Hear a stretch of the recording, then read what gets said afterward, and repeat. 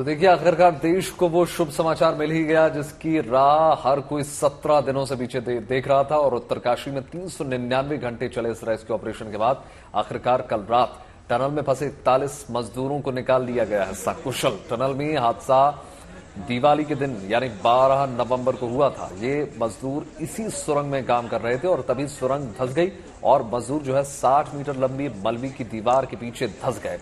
उसके बाद से ही इन मजदूरों को सुरक्षित बाहर निकालने के लिए तेजी से ऑपरेशन चलाया जा रहा था। इस ऑपरेशन में कई उतार चढ़ाव आए, लेकिन तमाम बाधाओं को पार करके अंत में सभी 41 मजदूरों को बचा लिया गया सकुशल। रेस्क्यू के सफल होते ही पूरा देश झूम रहा है। बचाव दल को बधाइयों का जो सिलसिला है वो लगातार जारी है। प्रधानमंत्री नरेंद्र मोदी ने खुद रेस्क्यू में जुटे लोगों से बातचीत की और उन्हें आगे के लिए शुभकामनाएं भी दी। जो तस्वीरें इस वक्त आप अपने टेलीविजन स्क्रीन पर देख सकते हैं, कैसे यह लम्हा हर हिंदुस्तानियों के लिए गर्व का लम्हा बन गया।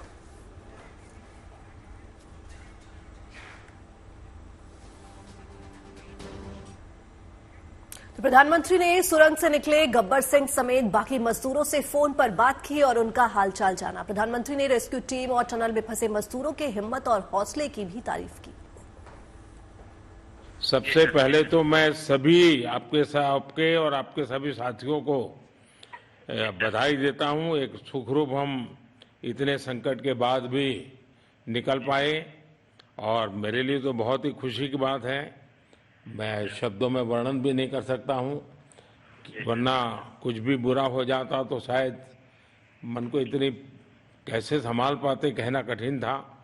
तो ये केदारनाथ बाबा की, बद्रीनाथ भगवान की कृपा रही कि हम सब कुशल आप लोग आए हैं और 16-17 दिन समय कम नहीं होता है। आप लोगों ने बहुत बड़ी हिम्मत दिखाई और एक दूसरे का हौसला बनाए रखा।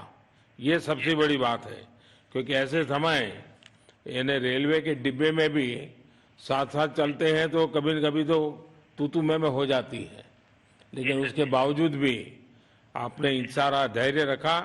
मैं लगातार जानकारियां लेते रहता था, मुख्यमंत्री जी से भी लगातार संपर्क में रहता था, मेरे पीएमओ के भी अफसर वहां आकर के बैठे थे, तो जानकारियां रहती थी, लेकिन चिंता तो कम होती नहीं है। जानकारियों से तो समाधान तो होता नहीं है। लेकिन मैं सचमुच में आपके माध्यम से वहां जितने भी हमारे श्रमिक साथी निकल करके आए हैं, सबको और उनके परिवार का पुण्य भी काम आया है, ताकि इस संकट की घड़ी से बाहर निकल करके आए हैं। थैंक यू सर, आप लोगों का सर, ये सब आप लोगों का आशीर्वाद था सर। आप लोगों ने हमारा हौसला बढ़ाया सर। हमारे माननीय मुख्यमंत्री पुष्कर सिंह धामी साहब हमसे बार बार बात करते थे सर। वो हमसे हमारे कॉन्ट्रैक्ट में बराबर बने रहते थे सर। और हमारी पूरी कंपनी की टीम लगी हुई थी सर। ये कंपनी हमारी फैमिली की जैसी थी सर। कंपनी की तरफ से भी सर कोई कमी नहीं हुई सर। उन्होंने किसी तरह कोई कसर नहीं छोड़ी, दिन रात एक किया सर। हमारी सेंट्रल गवर्नमेंट भी सर हमारे साथ में रही, उनके सारे कर्मचारी एकदम दिल से लगे रहे सर हमारे साथ में। हमारी स्टेट गवर्नमेंट भी हमारे साथ में पूरी बराबर बनी रही सर। हमारी एनडीआर की टीम, एसडीआर की टीम, उन्होंने बराबर हमारा हौसला बढ़ा के रखा सर। वो लोग तत्पर डे नाइट एक किया सर, दिन रात उन्होंने मेहनत की सर और हमारा हालचाल लेते रहे सर। इसलिए सर हमारा आप जैसे हमारे देश के प्रधानमंत्री है सर, आप जो है जब बाहर से हमारे देश के अदर कंट्री से आप लोग खींच के इंसान को बचा के ला सकते सर, तो हम तो सर अपने घर में थे, इसलिए हमें कोई दिक्कत नहीं सर। हम सर सबसे शुक्रिया अदा करेंगे सर उत्तराखंड सरकार की सर, जिसने हमारे साथ इतना अच्छा व्यवहार किया सर। और हमारे माननीय मुख्यमंत्री धामी साहब हमसे बराबर कांटेक्ट करते थे सर, उनका भी बहुत बहुत शुक्रिया अदा करेंगे सर। वो हम लोग का बराबर हालचाल लेते थे सर, फोन करते थे।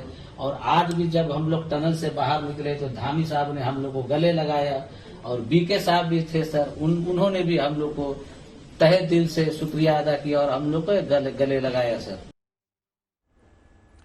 देखिए, रेस्क्यू किए गए सभी कर्मचारियों को चिन्याली सौड़ के एक अस्पताल में भर्ती करवाया गया है। हालांकि सभी कर्मचारी जो हैं स्वस्थ हैं, फिर भी उनके स्वास्थ्य की मॉनिटरिंग लगातार की जा रही है, क्योंकि ये सभी लोग जो है 15 दिनों से ज्यादा टनल में बंद रहे हैं। डॉक्टरी जांच पूरी होने के बाद ही सभी को उनके परिवार वालों के साथ उनके घर भेज दिया जाएगा। लेकिन फिलहाल जो है अभी इनका ट्रीटमेंट किया जा रहा है, मेंटल हेल्थ का चेकअप किया जा रहा है और फिजिकली तौर पर देखने की कोशिश है कि किस प्रकार से उन्होंने सर्वाइव किया, तो कोई या बुरा असर तो उनके स्वास्थ्य पर नहीं पड़ा।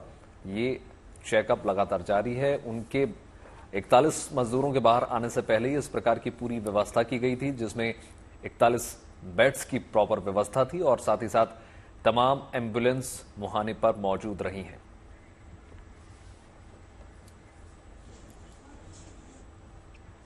टनल के अंदर से 17वें दिन 41 जिंदगियां लौट आई। टेक्निक और आस्था दोनों के जरिए ये काम आसान हुआ। यही वजह है कि टनल के बाहर बनाए गए मंदिर में पूजा पाठ अभी तक जारी है। वहां 2 पुजारियों ने सुबह दीपक जलाया और भगवान की पूजा की। तो ये अपने आप में बड़ी बात है कि 17 दिनों के बाद 41 मजदूरों को सही सलामत टनल से बाहर निकाला गया। और कहीं ना कहीं ये आस्था से भी जुड़ी हुई है कि जब मंदिर को वहां स्थापित किया गया, पुजारियों ने वहां पूजा अर्चना शुरू की, तो उसके बाद जो दिक्कतें हैं, जो टनल में तमाम इंजीनियर्स लगे हुए थे, ऑर्गन मशीन्स लगी हुई थी, उनमें जो है कहीं ना कहीं हमें सफलता मिली है।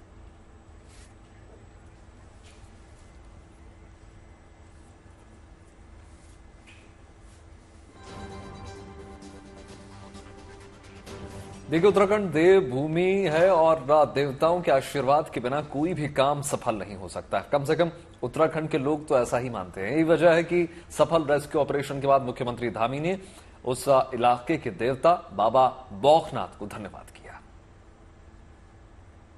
ये 16 तारीख को जिस दिन ये अभियान तेजी से चल रहा था और लगभग 24 मीटर के आसपास पहुंच गया था, अचानक वाइब्रेशन तेज होने लगा और मशीन भी अंदर जाकर फंस गई।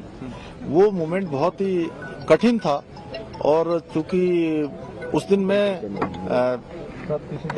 एक कार्यक्रम के बाद मैं जैसे ही भोजन करने को जाने वाला था 3 साढ़े 3 बजे, और मुझे जैसे सूचना मिली तो वो मुझे एकदम से बहुत बड़ा मुझे एक झटका जैसा लगा।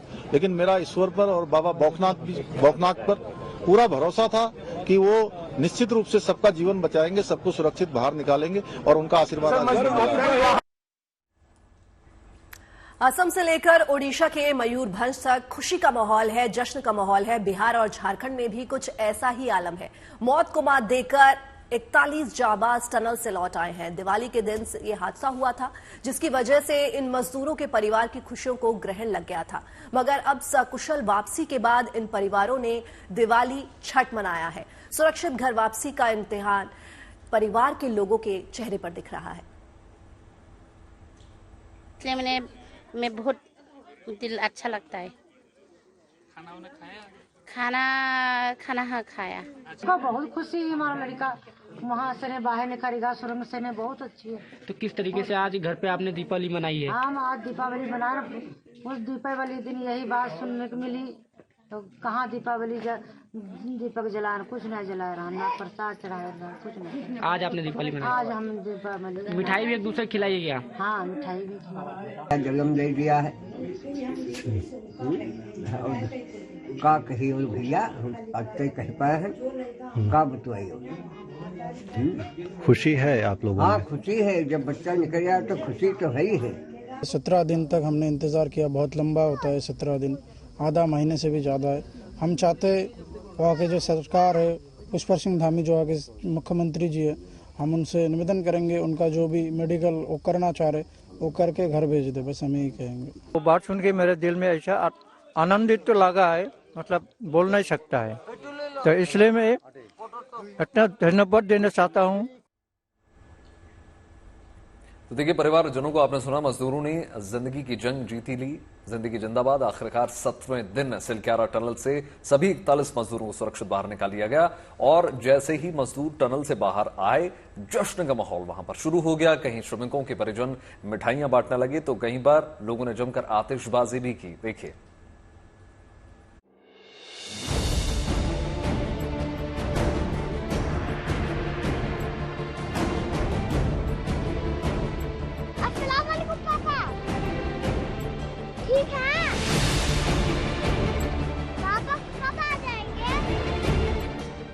जिंदगी जीत गई।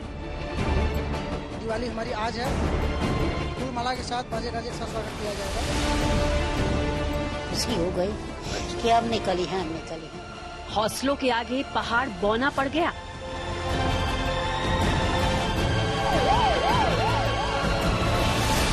तो मैं बहुत लड़का सुरक्षित निकल गया।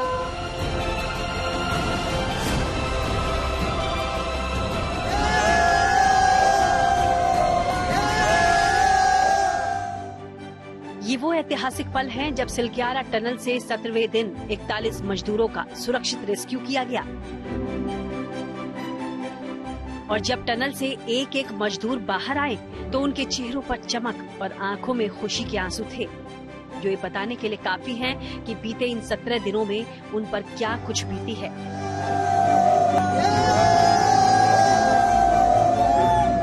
जब मजदूरों का रेस्क्यू किया जा रहा था तब मौके पर उत्तराखंड के मुख्यमंत्री पुष्कर सिंह धामी भी मौजूद थे। उन्होंने सभी श्रमिकों को माला पहनाकर स्वागत किया। इस दौरान टनल से बाहर निकल रहे मजदूर भी अपनों के बीच आकर भाव विभोर नजर आए।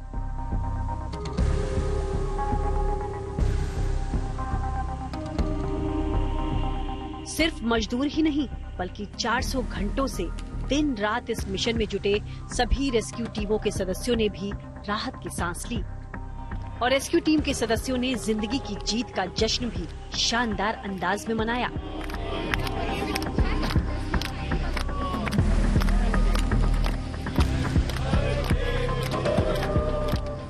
पहले तो मैं सभी को बधाई देना चाहता हूं कि 41 के 41 श्रमिक वर्कर्स सेफली बाहर आए, ठीक है। और ये दिन मेरे लिए एक और भी यादगार के तौर पे होगा कि मैं जब भी ये बर्थडे मनाऊंगा तो ये सीन मेरे को याद आएगा कि हमने ये लास्ट 15 डेज से ये रेस्क्यू को अंजाम दिया, हमारी टीम ने अंजाम दिया और ये सकुशल हुए। Never forget this day. और ये काफ़ी ये बर्थडे शायद हमारे सीएमओ साहब को याद रहेगा, हमेशा जब भी आएगा तो ये टनल याद आएगा, हमें नहीं और हमारे डॉक्टर साहब को, हमारी पूरी यूनिट का आएगा। इस पल का सबको बेसब्री से इंतजार था। मजदूरों को टनल से बाहर निकलने की तो घर वालों को उनसे मुलाकात की और जैसे ही श्रमिकों के टनल से बाहर निकलने की खबर घर वालों तक पहुंची तो घर में जश्न का माहौल शुरू हो गया और मिठाइयां बंटने लगी।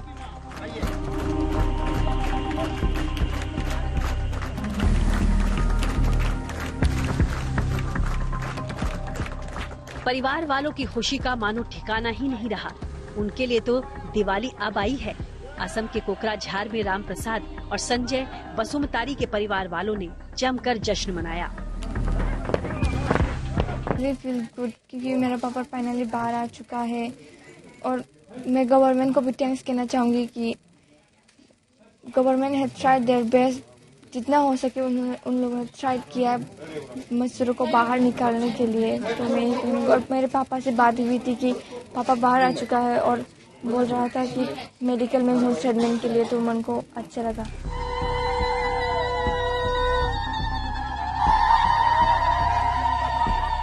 कूच बिहार के मजदूर माणिक तालुकदार के परिजनों ने शंख बजाकर खुशी का इजहार किया। इस दौरान उनके पूरे गांव में उत्सव का माहौल दिखा।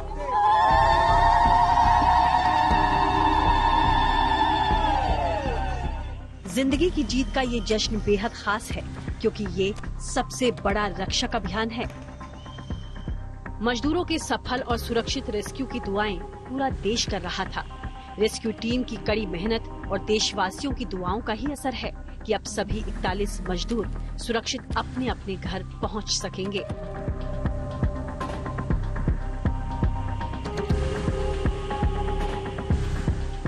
उत्तरकाशी से अमित भारद्वाज, आशुतोष मिश्रा, मौसमी सिंह, कोकराझार से विकास शर्मा और कूच बिहार से प्रबीर कुंडू के साथ bureau report, good news today.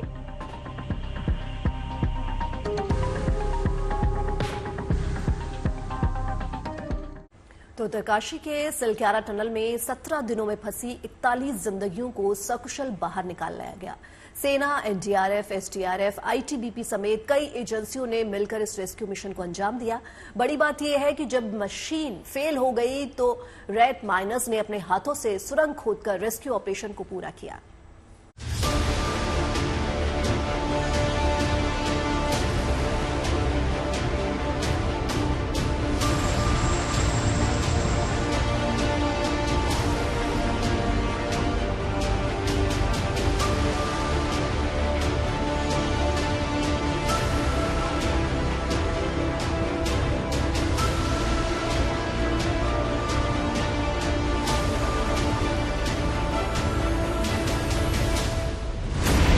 17 दिनों की जंग के बाद जिंदगी की जब जीत हुई तो वो खुशी कैसे होती है, इन तस्वीरों से 41 ट्रैप्ड पर्सन्स को निकालना ही अपने आप में एक चुनौती थी और ये एक ज्वाइंट ऑपरेशन था। जो लास्ट इंटरवेंशन था वो ज्वाइंट ऑपरेशन था एनडीआरएफ और एसडीआरएफ का, मगर मैं कहूंगा कि ये अकेला सिर्फ एनडीआरएफ एसडीआरएफ का नहीं था, बहुत सारी एजेंसीज इसमें लगी हुई थी। पीएमओ, एमएचए, स्टेट एडमिनिस्ट्रेशन था, आर्मी थी, बीआरओ थे, आपके जो एनएचआईडीसीएल है उनकी वर्कर्स थे, कंटिन्यूसली एंगेज थे ऑगर मशीन को फिक्स करने में, और बेसिकली उन्होंने प्लेटफॉर्म बनाया हमारे जाने के लिए।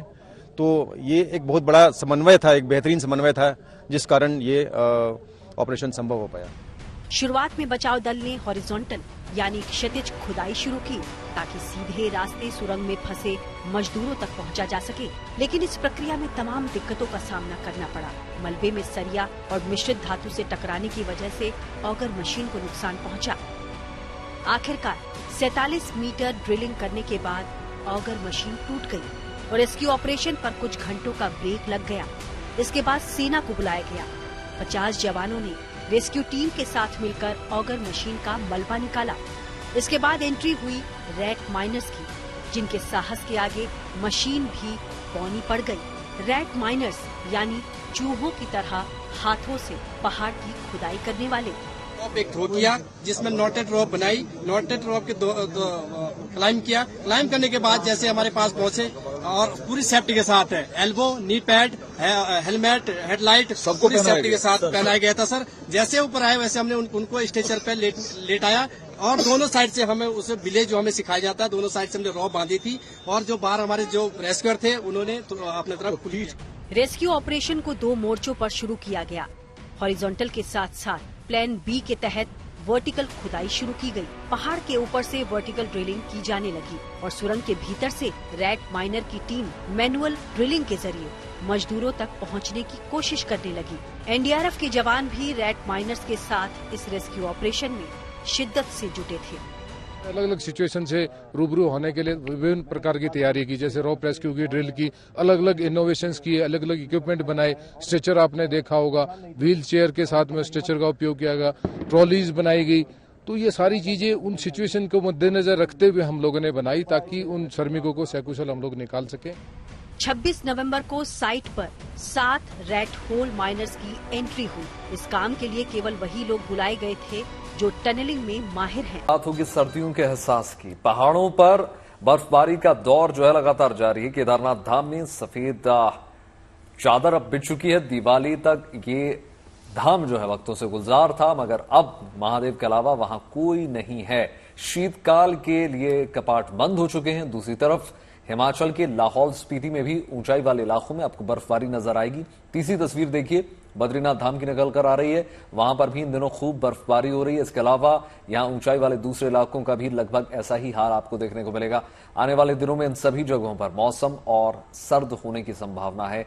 बर्फ की मोटी चादर में इस वक्त आपको पहाड़ी राज्य नजर आएंगे, जिसमें आपको प्रमुख रूप से पहली तस्वीर में आप केदारनाथ धाम देखेंगे, जबकि दूसरी तस्वीर में लाहौल स्पीति और तीसरी तस्वीर में बद्रीनाथ धाम का ये तस्वीरें निकल कर आ रही हैं, जहां बर्फबारी का जो सिलसिला है वो लगातार जारी है।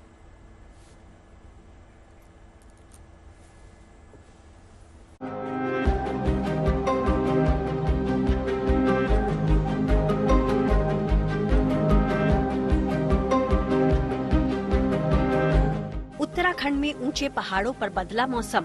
बर्फ से ढके बद्रीनाथ केदारनाथ धाम। भारी बर्फबारी से शुरू कड़ाके की ठंड। तस्वीरों में दिखा मौसम का बर्फीला मिजाज। उत्तराखंड में 4 धाम यात्रा संपन्न होते ही बद्रीनाथ और केदारनाथ क्षेत्र बर्फ के आगोश में समा गए हैं। बर्फ की धीमी धीमी पड़ती फुहारें दर्शा रही हैं कि ये तो अभी शुरुआत है और ज्यादा सर्द मौसम के फिलहाल ये बर्फबारी संकेत देती दिख रही है। मौसम विभाग का पूर्वानुमान सही साबित हुआ। मौसम ने इन पहाड़ी अंचलों में करवट बदली। कहीं बारिश तो कहीं ऐसे ऊंचाई वाले इलाकों में बर्फबारी का दौर शुरू हो गया। ये तस्वीरें बद्रीनाथ धाम की हैं, जहां मंदिर और आसपास गली कूचे सब कुछ सफेद चादर से ढक गए हैं। हालांकि इस कड़ाके की ठंड में सरकार की तरफ से चलाए जा रहे कई प्रोजेक्ट्स प्रभावित हुए हैं, लेकिन दूसरी तरफ ये वो वक्त भी है जब दूर दूर से आने वाले सैलानी बर्फ से लकदक पहाड़ों को निहारने के लिए यहाँ आना शुरू होंगे। बर्फ की सफेद चादर भोले बाबा के धाम केदारनाथ में भी बिछी है। सोचिए, कुछ रोज पहले की ही तो बात थी जब केदारनाथ परिसर श्रद्धालुओं से गुलजार था, लेकिन यात्रा समाप्ति के चंद रोज बाद से यहाँ अब केवल बर्फबारी का ही मानो एक छत्र राज है। हालांकि धाम में कुछ मजदूर और साधु संत ही रुके हैं, लेकिन खबरों के अनुसार केदारनाथ धाम में मौसम बेहद खराब है। इलाके में 1 फीट से ज्यादा तक बर्फबारी हो चुकी है। हालांकि हैवी स्नोफॉल से धाम में चल रहे पुनर्निर्माण कार्य बंद करने पड़े हैं। यही नहीं, चमोली जिले में आने वाले हेमकुंड साहिब, रुद्रनाथ और नंदा देवी और त्रिशूल समेत ऊंचाई वाले इलाकों में भी बर्फबारी की खबरें हैं, जिससे इन जगहों के तापमान में भी काफी गिरावट दर्ज की गई। फिलहाल तो केदार बाबा का धाम हो या बद्री विशाल का भरा पूरा आंगन, दोनों ही जगहों की खूबसूरती बर्फबारी से क्या खूब बनी हुई है और आगे भी मौसम का बर्फीला मिजाज ऐसा ही बने रहने की पूरी संभावना है। केदारनाथ से प्रवीण सेमवाल और बद्रीनाथ से कमल नयन सिलोड़ी के साथ bureau report, good news today. बात कुछ और खबरों की हो जाए। अयोध्या में भव्य राम मंदिर बनाने का काम जोरों पर है। इस बीच प्राण प्रतिष्ठा जहां 22 जनवरी को है, ऐसे में खबरें ये हैं कि योगी सरकार 14 जनवरी से प्राण प्रतिष्ठा वाले दिन तक प्रदेश के प्रतिष्ठित मंदिरों में रामचरितमानस और हनुमान चालीसा का पाठ कराने जा रही है। इसके लिए उत्तर प्रदेश का जो पर्यटन विभाग है उसको तैयार रहने को कह दिया गया।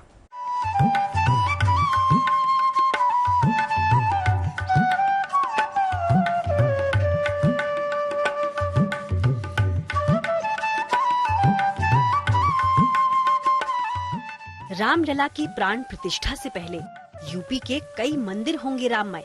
मंदिरों में होगा हनुमान चालीसा और रामचरितमानस का पाठ। अयोध्या में प्राण प्रतिष्ठा का भक्ति पाठ।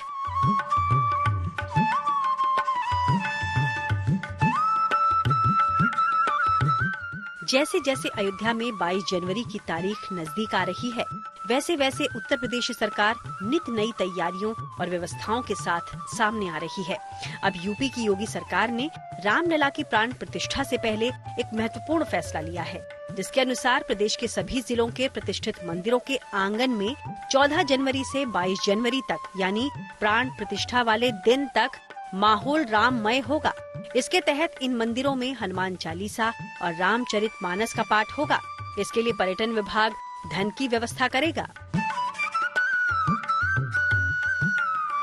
14 जनवरी को पड़ने वाले मकर संक्रांति के पर्व से लेकर के 22 जनवरी तक होने वाले लोकार्पण के भव्य दिव्य अलौकिक माननीय प्रधानमंत्री के कार्यक्रम तक लगातार पूरे प्रदेश के हर जिले में जो भी प्रतिष्ठित मंदिर हैं उन पर लगातार रामायण का पाठ और हनुमान चालीसा का पाठ स्थानीय कलाकारों के माध्यम से हवन पूजन के साथ लगातार कंटिन्यू करेगा, चलता रहेगा।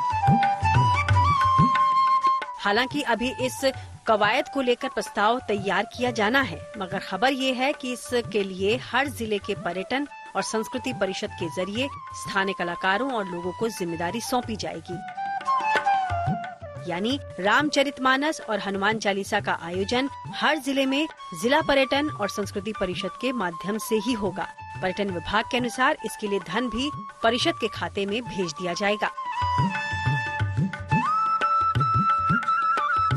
दरअसल योगी सरकार की कोशिश है कि सनातन संस्कृति को बढ़ावा देने के लिए धार्मिक और आध्यात्मिक पर्यटन विकास पर जोर दिया जाए। ऐसे में विधानसभा में आज आने वाले अनुपूरक बजट में सरकार का धार्मिक और आध्यात्मिक पर्यटन पर भी फोकस होगा, जिसमें खास तौर से अयोध्या और काशी के साथ सूबे की दूसरी धार्मिक नगरी के नाम पर योजनाएं लाने के लिए धन की व्यवस्था की जा सकती है।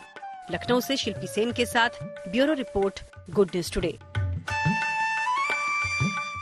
और शुभ समाचार में पॉजिटिव खबरों का डोज भी जरूरी है। चंडीगढ़ में मूर्ति विसर्जन के लिए नगर निगम ने अनूठी पहल की है। इसके लिए नगर निगम की ओर से विसर वाहन चलाया जा रहा है। वहीं मुंबई में दुकानों पर मराठी साइन बोर्ड नहीं होने पर बीएमसी कार्रवाई कर रही है, तो केरल के तिरुवनंतपुरम में दोस्तों ने मिलकर अपने साथी के लिए नया घर बना दिया है।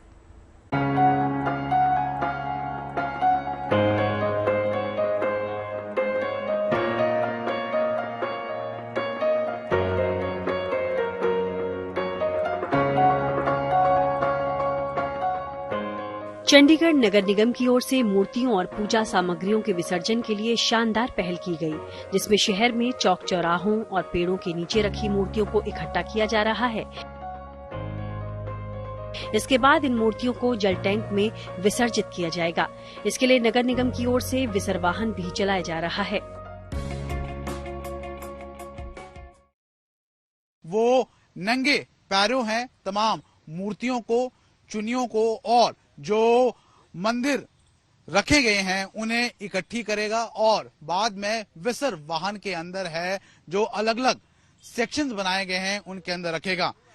फिलहाल बता दें आपको कि इन तमाम चीजों को जो यूज करने लायक होगी उन्हें फिर से यूज किया जाएगा और बाकी चीजों को प्रॉपरली उसका विसर्जन है किया जाएगा।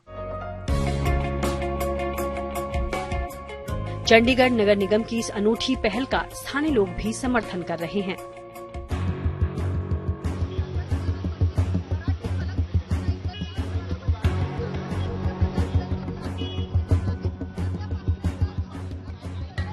मुंबई के कोलाबा इलाके में बीएमसी दुकानदारों के साइन बोर्ड न लगाने पर कार्रवाई कर रही है। दरअसल सितंबर में बॉम्बे हाईकोर्ट ने दुकानों पर मराठी भाषा में साइन बोर्ड लगाने का आदेश दिया था, जिसके लिए दुकानदारों को 2 महीने का समय भी दिया गया और 2 महीने पूरे होने के बाद भी जिन दुकानों पर मराठी भाषा में साइन बोर्ड नहीं है, बीएमसी उन्हें नोटिस जारी कर रही है। इस नोटिस में ये है कि आपने मराठी साइन बोर्ड नहीं लगाया है, अब आपको बीएमसी के पास आना पड़ेगा और ये बात साफ करनी पड़ेगी और बीएमसी उस पे अब पूरी तरीके से क्या क्या होगा वो निर्णय लेगी। फाइन जो है वो 2000 पर एम्प्लॉय निर्धारित किया गया है।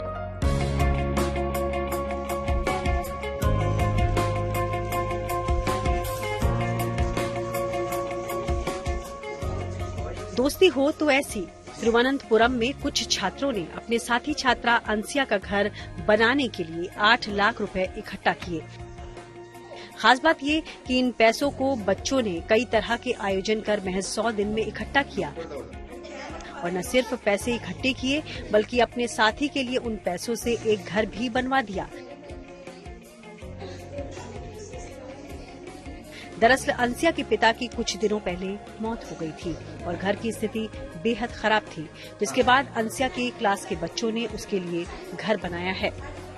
सर पर एक छत होना कोई भी इंसान के लिए सपना होती है, लेकिन हंसिया के लिए इस सपने से ज्यादा एक जरूरत थी, जिसको इन कुछ युवाओं ने पूरा कर दिया।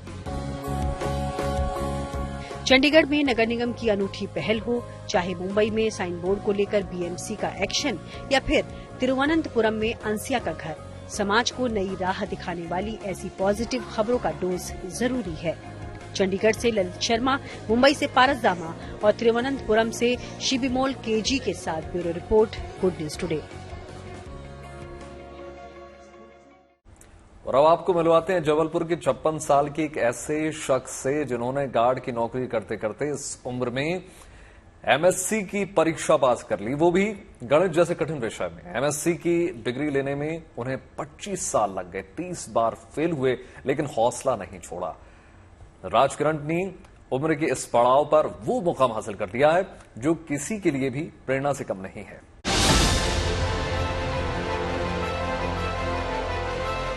ये महज सर्टिफिकेट नहीं, 25 साल की तपस्या है, जिसे जबलपुर के रहने वाले सिक्योरिटी गार्ड राजकिरण ने अपनी दृढ़ संकल्प और कड़ी मेहनत से हासिल किया है। 25 साल में राजकिरण 23 बार फेल हुए, लेकिन हौसला नहीं खोया। 56 साल की उम्र में भी एमएससी की परीक्षा पास कर राजकिरण ने साबित कर दिया है कि संकल्प से जिंदगी का सपना कैसे पूरा किया जाता है। कोई जो संगीत साधना करता है तो 25 साल करता है, कम से कम 10 साल तो करता ही है। तो कुछ मैंने मध्यमा म्यूज भी किया, वहाँ पे कुछ सर लोग बताते थे भातखंडे की कि डिग्री लेने से कुछ नहीं होता, साधना करना पड़ता। तो इसी कारण से मैंने वही सिचुएशन लगा दी इसमें कि गणित भी एक अथाह सागर है, जैसे संगीत का अथाह सागर होता है, तो इसमें भी मुझे साधना ही जैसे ही लेना है, फेल होने का सदमा नहीं लेना। इसके कारण से मैंने पूरे 25 साल लगाने को तैयार हो गया था। गणित में एमएससी का जुनून राजकिरण में कैसे पैदा हुआ, उनकी संघर्षमय जिंदगी की तरह इसकी भी एक कहानी है। 1996 में एमए करने के बाद राजकिरण जब एक स्कूल गए और वहां जिस तरह से इन्होंने बच्चों को गणित पढ़ाया, उससे प्रोफेसर खूब खुश हुए और उन्होंने राजकिरण की खूब सराहना की। बस तब से ही राजकिरण को गणित में स्नातकोत्तर करने का विचार आया। उन दिनों वैकल्पिक विषय के साथ एमएससी करने का भी विकल्प होता था, लिहाजा राजकिरण ने 1996 में रानी दुर्गावती विश्वविद्यालय में गणित में एमएससी के लिए आवेदन किया। 1997 में पहली बार एमएससी परीक्षा में बैठे, लेकिन असफल हो गए। अगले 10 सालों तक 5 में से केवल 2 विषयों में ही राजकिरण पास हो पाए, लेकिन कोरोना काल में राजकिरण ने खूब मेहनत की और 2020-21 में एमएससी की परीक्षा पास करके ही दम लिया। हम 2020 में क्लियर होगा पूरा। फिर फाइनल में हमने जो सब्जेक्ट चॉइस किए 14 में से, उसमें हमने पूरे इंजीनियरिंग की ब्रांचें चुनी। एक इलेक्ट्रिकल का है, एक मैकेनिकल का है, एक सिविल का है, एक कंप्यूटर लाइन का, ऐसे सारे सब्जेक्ट हमने सारी ब्रांच की चुन लिए कि जिससे हमें कहीं भी मौका मिले तो हम उसमें सीखने समझने घुस जाएं। बड़ी बात यह है कि एमएससी की डिग्री राजकिरण ने सिक्योरिटी गार्ड और घरेलू नौकर का काम करते हुए हासिल की, लेकिन दुर्भाग्य की बात यह है कि एमएससी की परीक्षा पास करने के बाद भी राजकिरण आज भी रात में सिक्योरिटी गार्ड और सुबह में घरेलू नौकर का काम कर रहे हैं। महज कुछ हजार की नौकरी करने वाले राजकिरण ने पढ़ाई पर लाखों खर्च कर डाले, अपना पेट काटकर हजारों की महंगी किताबें खरीदकर पढ़ाई के अपने जुनून को पूरा भी किया। पैसों के अभाव में अपने सपने को पूरा करने का ख्वाब छोड़ देने वालों के लिए राजकिरण की जिंदगी किसी मिसाल से कम नहीं। जबलपुर से धीरज शाह के साथ bureau report, good news today. अभिनेता रणदीप हुड्डा आज अपनी दोस्त लिन लेशराम के साथ शादी के पवित्र बंधन में बंधने जा रहे हैं। इम्फाल में रणदीप हुड्डा मैतेई रीति रिवाज के साथ लिन से शादी करेंगे। इससे पहले उन्होंने इम्फाल के मंदिर में पूजा अर्चना की। शादी के बाद मुंबई में ग्रैंड रिसेप्शन का भी प्लान है। देखिए रणदीप हुड्डा और लिन की दोस्ती से शुरू हुई प्यार की ये अनूठी कहानी।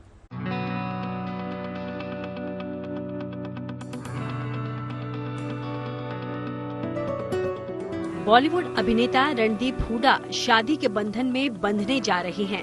रणदीप शादी के लिए सोमवार को ही इम्फाल पहुंचे और उन्होंने यहां कुलदेवी के मंदिर में अपनी होने वाली पत्नी लिन लेशराम के साथ पूजा अर्चना की।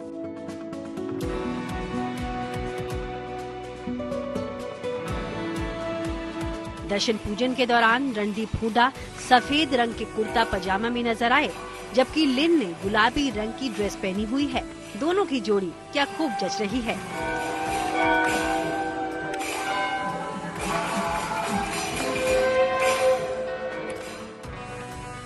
रणदीप और लिन की दोस्ती अब शादी के पवित्र बंधन में बंध रही है। इन दोनों की शादी कई मायनों में बेहद खास है, क्योंकि मूल रूप से हरियाणा के रहने वाले रणदीप इम्फाल की लिन लेशराम से शादी कर रहे हैं। खास बात ये है कि इन दोनों की शादी मणिपुर की संस्कृति और सभ्यता के मुताबिक हो रही है। मैतेई रीति रिवाज के अनुसार होने वाली इस शादी में रणदीप को लंबे समय तक बैठकर रस्म अदायगी करनी पड़ेगी। हालांकि रणदीप इसके लिए तैयार भी हैं और मणिपुर की रीति रिवाज से होने वाली अपनी शादी को लेकर उत्साहित भी हैं। Today I pray for happy future, peace for Manipur, peace everywhere in the world, and happy married life and many more things, lots more of it. Randeep और लिन की शादी जितनी दिलचस्प है, उतनी ही उनकी लव स्टोरी भी दिलचस्प है। रणदीप और लिन पहली बार एक थिएटर ग्रुप में मिले थे, जहां दोनों की दोस्ती हुई। हालांकि रणदीप लिन से सीनियर थे, फिर भी दोनों के बीच फ्रेंडशिप हो गई और ये दोस्ती धीरे धीरे प्यार में बदलने लगी। लेकिन दोनों ने अपने रिश्ते को दुनिया की नजरों से छिपाए रखा और अब दोनों के बीच की ये दोस्ती दो परिवारों के रिश्तों में तब्दील हो रही है। रणदीप हुड्डा ने खुद कुछ दिन पहले ही सोशल मीडिया पर अपनी शादी की तारीख फैंस से साझा भी की थी। रणदीप हुड्डा और लिन लेशराम की शादी तो इम्फाल में हो रही है, लेकिन ग्रैंड रिसेप्शन मुंबई में होगा, जिसमें बॉलीवुड के तमाम सितारों का तड़का भी लगेगा और जश्न भी जोरदार होगा। Bureau report, good news today.